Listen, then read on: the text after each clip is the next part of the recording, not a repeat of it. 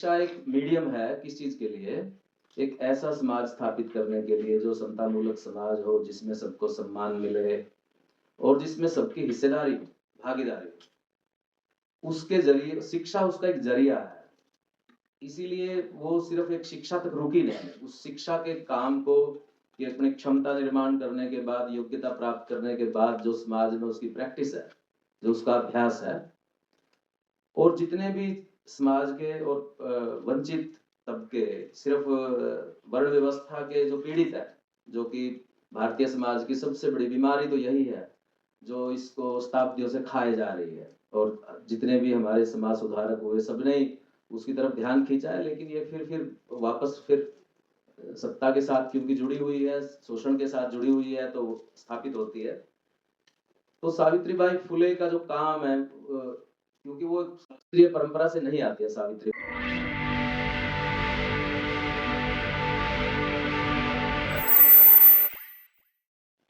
साथियों, जैसे कि हम जानते हैं कि सावित्रीबाई फुले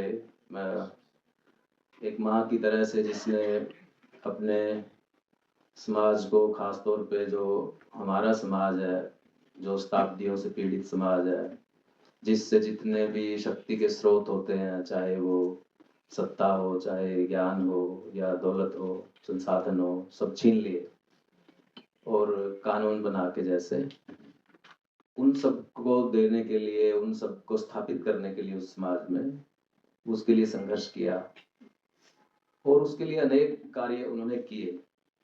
बहुत सारे उनके जीवन के एक जितनी घटनाएं हैं बहुत ही रोमांचक हैं और वो जहाँ से उन्होंने काम शुरू किया था वहाँ वो रुकी नहीं। वो काम बढ़ता ही चला गया और वो इतना व्यापक हो गया कि एक पॉलिटिकल मूवमेंट की तरीके से एक संस्था का रूप धारण करते हुए संगठनों और उसके माध्यम से समाज में स्थापित हुआ और एक समय तक उसकी चमक जो है पूरे उसको महाराष्ट्र के खास क्षेत्र को आंदोलित करती रही। और शायद वही जो उन्होंने ज्योतिबा फुले, सावित्रीबाई फुले और उनका जो सत्यशोधक समाज का जो पूरा काम था, जो उसने जमीन तैयार की, वही इलाका है सतारा, जहाँ डॉक्टर अम्बेडकर फिर बाद में उस सारी उसके साथ हमारे सामने आए दुनिया में। तो ये एक जमीन की नींव की तरीके से, जैसे हम कह रहे हैं कि खेत तैयार करने का जो काम होता है, उसमें वो करती रही। बहुत बात उनके बारे में बोली जाती है जो कि सच है कि वो शिक्षिका थी, शिक्षा से काम शुरू किया। लेकिन शिक्षा अ, उनका एक माध्यम था। शिक्षा एक मीडियम है किस चीज के लिए? एक ऐसा समाज स्थापित करने के लिए जो समतामूलक समाज हो, जिसमें सबको सम्मान मिले और जिसमें सबकी हिस्सेदारी हो, भागीदारी हो। उसके जरिए शिक्षा उसका एक जरिया है।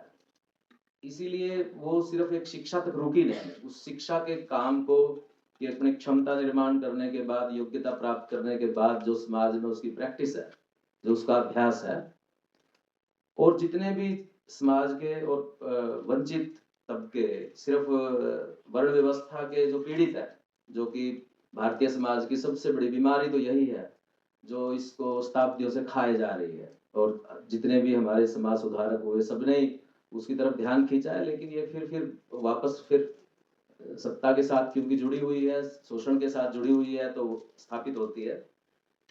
तो सावित्रीबाई फुले का जो काम है, क्योंकि वो शास्त्रीय परंपरा से नहीं आती है सावित्रीबाई फुले, ज्योतिबा फुले, उनका सारा जीवन, अपने सारे सिद्धांत, सारे जो भी नीति निर्माण, सोच विचार, सब उनके अनुभव से अर्जित है।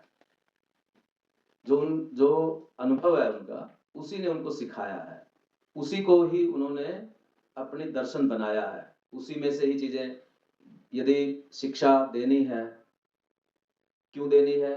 क्योंकि समाज के अंदर भेदभाव है और किसको दी जाए? कि एक यदि सबसे कमजोर को दी जाए तो एक ही बात से 20 बातें ठीक होंगी। इसलिए ये चुनाव है उनका, ऐसे स्कूल नहीं खोल लिया।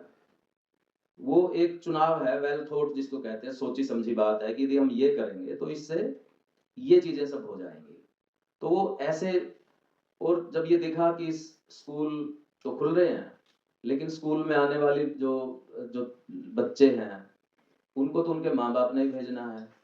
अब उनके दिमाग में तो वही जो शताब्दियों का कूड़ा जो है वो धीरे धीरे करके उसके अंदर जमाया गया है, उनका भी थिंकिंग पैटर्न जो है वैसा ही है, उनके अंदर भी शिक्षा प्राप्त करने की उतनी चाह नहीं है। तो बच्चों को कैसे लाया जाए? तो इसके लिए फिर उनके माँ बाप का जो सोचने का तरीका है, जो उनके अंदर ऊंच नीच का विचार जमा हुआ है कि हम तो इसी लायक हैं, हमें ज्ञान लेके क्या करना है, हमें क्या जरूरत है शिक्षा की, तो फिर माँ बाप के साथ उस दिमाग के साथ संघर्ष किया जाए। तो फिर इवनिंग स्कूल खोले जाए माँ बाप के लिए, बड़े लोगों के लिए, क्योंकि तो मजदूर लोग हैं, दिन में काम नहीं कर सकते, दिन में काम करते हैं तो खाली टाइम नहीं है, तो शाम की जो नाइट क्लास मजदूर बस्तियों में लगाई जाए। जो दलित, क्योंकि कम्युनिटी है, कम्युनिटी में कुछ अपने आप ही स्वतः ही नेता होते हैं, तो उन नेताओं से बात की जाए, जो कम्युनिटी लीडर है उनको थोड़ा सेंसिटाइज किया जाए, उनको समझाया जाए। और अच्छी बात यह कि वो समझाने में कामयाब हो, अन्यथा जो कम्युनिटियों के लीडर हैं वो उनकी लीडरशिप जो है कम्युनिटी में उसी परंपरागत विचार के साथ ही स्थापित रहती है। वो अधिकांश मामलों में हमने देखा है कि वो कुछ भी नया करने की बजाय जो पहले से मौजूद चीजें हैं, प्रचलन में हैं और जो कि बहुत ही भेदभावकारी हैं, उसी के साथ ही रहते हैं। लेकिन ज्योतिबा फुले, सावित्रीबाई फुले, ये पूरा जो मूवमेंट था वो समझा पाए उनको अपने साथ शामिल कर पाए, ये एक बड़ी बात है। इससे सीखने की जरूरत है हमें कि ये कैसे किया उन्होंने, कि कैसे समझा पाए अपने उनको कि जो लोग बोरी में भर के छुपा के बच्चे को स्कूल में लेके आते थे, फिर उसी बस्ती में स्कूल खुल गया, और जो बच्चे ऐसे ही घूमते रहते थे उन बच्चों को नहला धुला करके वही खुद ही स्कूल में छोड़ने जाने लगे। ये कैसे हुआ? ये जो चेतना वहां पे आई, ये चमत्कार है, क्योंकि वो जो एनवायरनमेंट मिला और फिर उसी से जो इसी आत्मविश्वास के साथ जो मुक्ता साल्वे, या जो बड़ी इंटरेस्टिंग बातें हैं कि सावित्रीबाई फुले, ज्योतिबा फुले को अवार्ड भी मिला था। हम जानते हैं कि उस टाइम की जो अंग्रेज गवर्नमेंट थी, जो वहां पे अधिकारी थे, कि आपके स्कूल बहुत ही अच्छे चल रहे हैं, गवर्नमेंट स्कूल से भी ज्यादा बढ़िया चल रहे हैं, इसलिए सम्मानित किया जाता है। और वो परीक्षा जिस तरीके से हुई थी कि सरेआम जो है, जैसे पूरा पूना इकट्ठा हो गया हो। पूना आप समझते हैं कि मध्यकाल का बनारस और आधुनिक काल का पूना, वहीं से सारा चलता था, जो जितने भी धार्मिक जो है चीजें स्थापित की जाती थी वहां से, तो वहां पे वो लोग देख रहे हैं, और वो सरेआम जो परीक्षा हो रही है, और जो जिनके बारे में सोचा जाता है कि इन बस्तियों में भी क्या कभी कोई प्रतिभाशाली टैलेंटेड लोग पैदा होंगे, उनके बच्चे किस तरीके से जब परीक्षा दे रहे थे और अपनी योग्यता का प्रदर्शन कर रहे थे, तो वहां के लोग दांतों तले उंगलियां दबा रहे थे कि ये क्या हो रहा है। यदि ये ज्ञान जो है इस मोहल्ले से उठ के उस मोहल्ले में चला गया, ये जो हेजेमनी है, ये जो एक अधिकार है, या जो ये जो हमने बना के रखा हुआ है कि हम ही हम रहेंगे जमीन पर, ये जो कि सब जगह ये जो जा रहा है, तो ये जो वो माहौल बनाया उन्होंने, वो एक चमत्कार है। वो एक सीखने की बात है कि इस दंपत्ति ने और दूसरे लोगों का सहयोग लेकर के कि कैसे उस जमी हुई काई को कैसे उतारा है, किस तरीके के उनके आर्गुमेंट थे, कैसा उनके साथ संवाद था, और कौन सा उनके जीवन में व्यवहार में ऐसा त्याग था, और क्या अर्ज थी कि वो समझा पाए, कि वो उनको अपने साथ ले पाए, जो उस भावना को निकाल पाए। तो सावित्रीबाई फुले और ज्योतिबा फुले का जो शिक्षा के बारे में खास तौर पे, कि ये जो शिक्षा की इच्छा पैदा करना, कि हमें जो है, क्योंकि शिक्षा जिसकी इच्छा होगी वो ले लेगा अपने आप, उसके बाद फिर वो खुद भी प्रयास करने लगता है।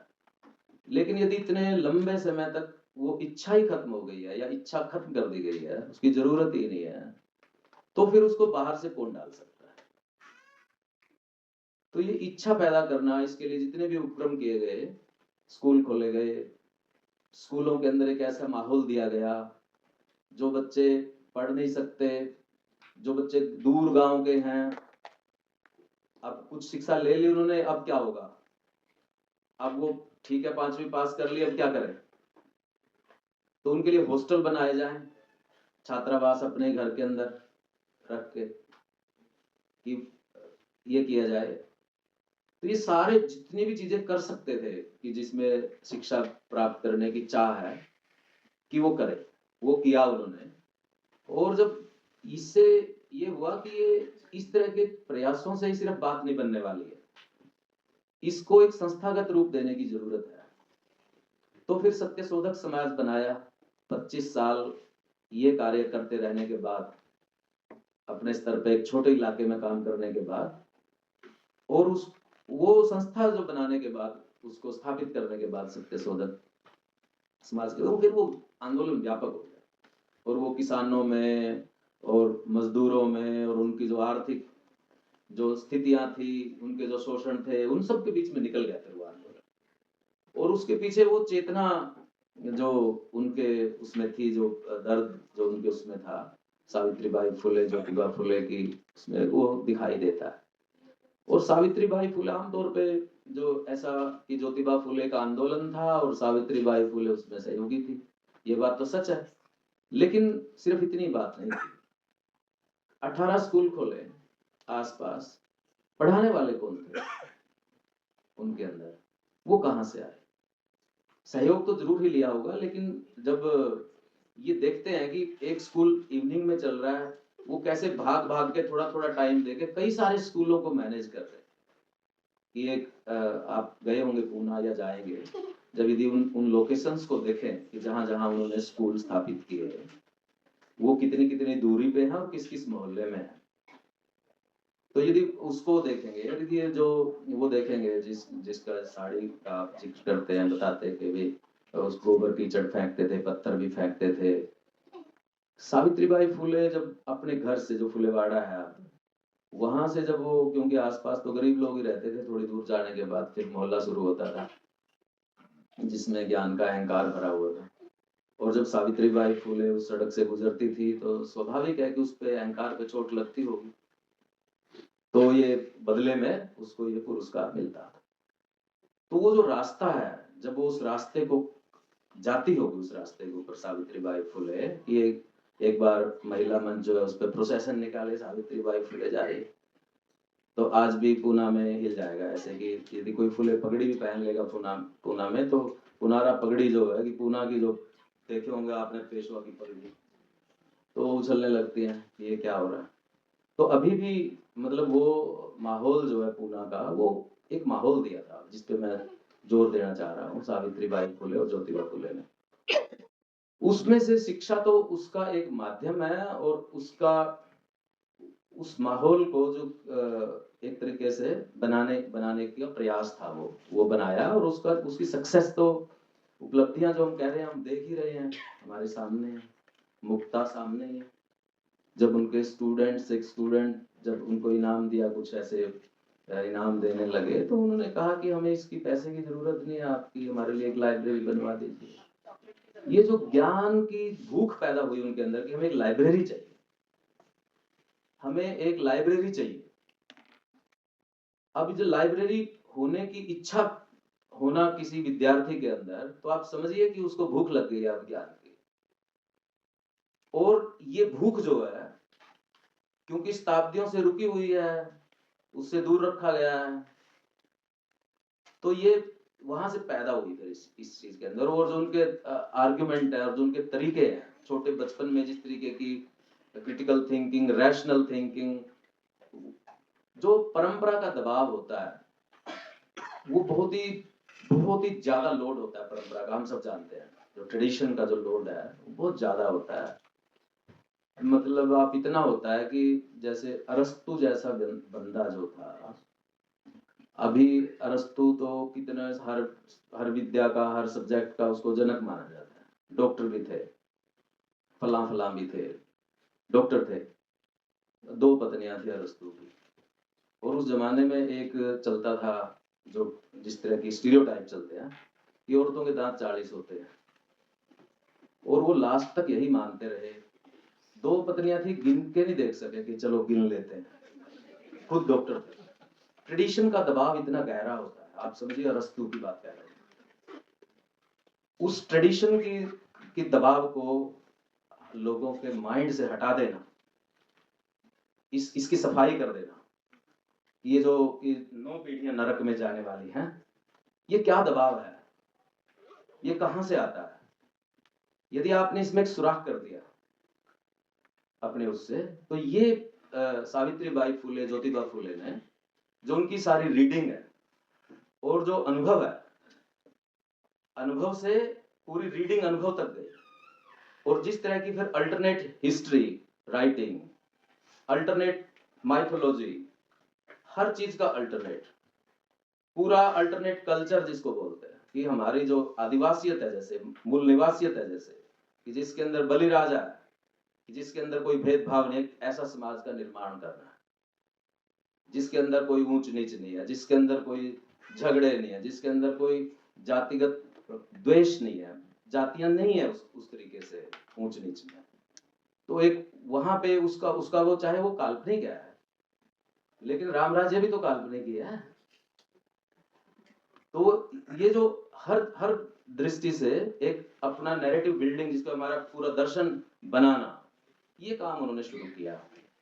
और उसके पीछे जो ये उनकी सोच है, जो सावित्रीबाई फुले की पोइट्री में, उनके भाषणों में, या जो खास तौर पे यदि आप ज्योतिबा फुले के वो 4 भाषण पढ़े हैं जो उन्होंने, वो बहुत ही कमाल के हैं, जिसको सावित्रीबाई फुले ने एडिट करके एक तरीके से छापा था शुरू में ही, जो यंग फुले की बात है ये, और बुजुर्गियत में आने के बाद तो बहुत सारे उन्होंने प्रयोग किए उस चीज के बारे में। तो ये सावित्रीबाई फुले का जो पूरी जिंदगी है, मान लीजिए कि उनकी मौत ही है, जैसे अभी मैं तो उनको शहीद ही कहता हूँ, कि वो सिंपल मौत नहीं है, बीमारी की मौत नहीं है, वो मरी तो थी वो इसी से कि प्लेग का संक्रमण हो गया था। लेकिन क्यों हो गया था? वो इसलिए हो गया था कि प्लेग फैल गया पूना में 1896-97 में, और एक बच्चा है जिसको समझते हैं हम, कोरोना देखा है हमने कि कोई हाथ नहीं लगा रहा, माँ बाप भी हाथ नहीं लगा रहे हैं। अब सावित्रीबाई फुले को पता लगता है तो वो उसको अपनी पीठ पे लेकर के आती है, और उसी से संक्रमण होता है। सावित्रीबाई फुले को पता था कि ये संक्रमण हो सकता है, लेकिन फिर भी एक जो सेवा करने वाला व्यक्ति है, जो समाज सुधारक है, जो समाज सेवी है, जिसके अंदर करुणा है, जिसके अंदर प्रेम है, उसने उसको महत्व दिया। वो बच्चे को लेकर के आए अपने हॉस्पिटल में, जो उन्होंने अपना एक जगह बनाई थी अपने बेटे यशवंत राव, डॉक्टर यशवंत राव के साथ। तो ये जो भावना है उनके अंदर कि जान हथेली पे रख के तब समाज परिवर्तन के लिए निकले हैं, ये सिर्फ ये यहाँ आकर के तो ये एंड है, इससे ऊपर तो कुछ हो नहीं सकता जान से ऊपर तो। और वो शुरुआत से ही ये जो कमिटमेंट है इस चीज की उनकी, ये मेरे को लगता है कि सबसे ज्यादा महत्वपूर्ण बात है, जो चालक शक्ति है सावित्रीबाई फुले, ज्योतिबा फुले की। क्योंकि उनकी यदि हम जितनी पोएम भी पढ़ेंगे उनमें भी दिखेगा ये। और उन्होंने कहां से सीखा, वो कभी नहीं कहती कि उन्होंने महान ग्रंथों का अध्ययन किया है। जो ज्योतिबा फुले की रीडिंग्स है, जो ज्योतिबा फुले ने पुस्तकें पढ़ी, वो सावित्रीबाई फुले के भी उन पे कई किताबों पे नाम है, उनके सिग्नेचर है, जिनको वो देखती थी, जिनके बारे में, क्योंकि उनका घर तो इसी चर्चा का विषय बना हुआ था, तो वो सारा उनके उसमें था। लेकिन वो जो जिसको ज्ञान का मुख्य स्रोत यानी कि स्रोत माना जाता है कि ये ज्ञान अर्जित कर लोगे तो आप सीधा स्वर्ग में जाओगे, मोक्ष प्राप्त हो जाएगा, उस ज्ञान से उनका कोई वास्ता नहीं था। वो ज्ञान जो है थॉमस पेन का राइट्स ऑफ मैन, वो जो तार्किक चिंतन, वो भाव, कई जगह से उन्होंने चीजों को लिया सावित्रीबाई फुले, ज्योतिबा फुले ने, जिसमें चाहे वो ईसाई मिशनरी हैं उनसे भी लिया, जो प्रेम और वो है, कहीं से कुछ लिया, तो उनका वो सब मिला के उनके अंदर बना अपने अनुभव से। और हमारे समाज के अंदर जो जो समाज का जो गुलामी है, और जिसको धार्मिक तरीके से धर्म से वैलिडिटी देते हुए, वैधता देते हुए धर्म से वो बनाई गई थी, उसके ऊपर अटैक किया उन्होंने, वो दिमाग से निकाला लोगों के। बड़ा मुश्किल काम था ये, क्योंकि वो नहीं निकल पाए जिससे, तो उनके पिताजी ने उनको घर से बाहर निकाल दिया था अपने। वो उसी मानसिक संरचना के साथ मौजूद थे। दबाव अपनी जगह है, उसका जो समाज का दबाव अपनी जगह है, लेकिन जो खुद की जो चिंतन सोच है वो भी एक बहुत बड़ी बात होती है। तो वो उसके लिए ये मुझे लगता है कि उनका शिक्षा के बारे में भी जितनी उनकी कविताओं में आती है कि शिक्षा किस लिए भाई, शिक्षा से क्या हासिल होना है, वहां कोई कभी नहीं है कि इससे सिर्फ रोजगार मिल जाएगा, आप अंग्रेजी राज में क्लर्क बन जाएंगे, नहीं।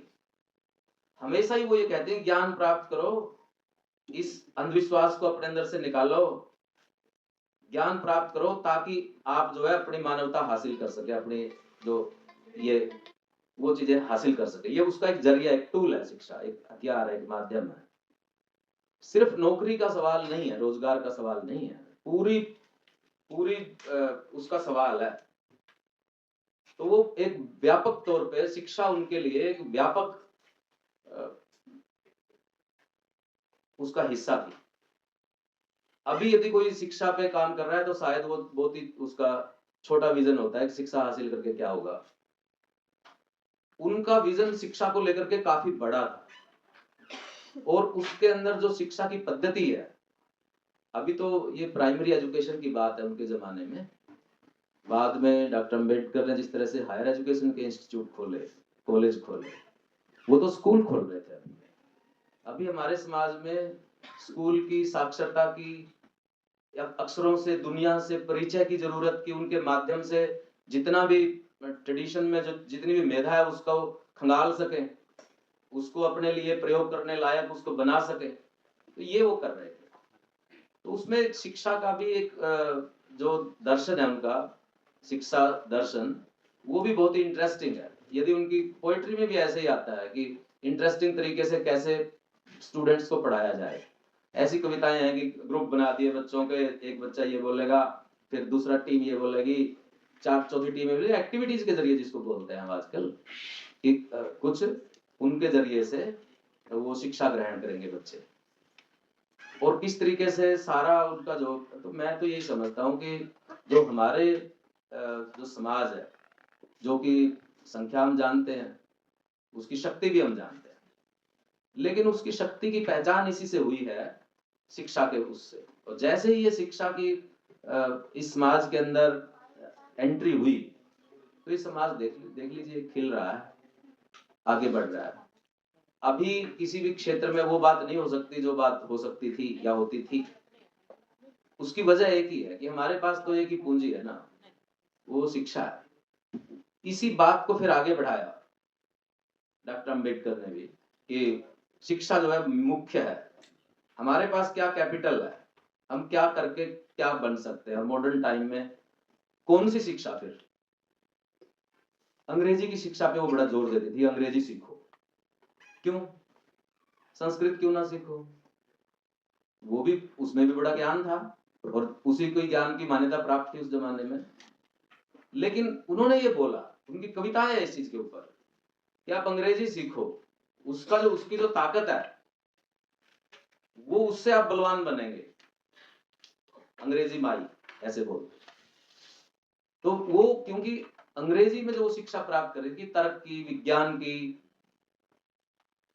ऐसी शिक्षा, तो वो जो है उनका पूरा शिक्षा का दर्शन, शिक्षा के प्रति जो दृष्टिकोण था, मैं तो यही समझता हूँ कि सावित्रीबाई फुले और ज्योतिबा फुले का जो योगदान है शिक्षा को लेकर के, और हमारे समाज को जिस तरह से जगाया उन्होंने, समतामूलक समाज के लिए, बराबरी के लिए, सम्मान के लिए, और जो भी सम्मान क्योंकि उसी से हासिल होता है जो हम काम करते हैं, यदि उसका सम्मान स्थापित होता है समाज में, तो ये इस सब के लिए वो एक समुचित, एक समग्र आंदोलन था वो।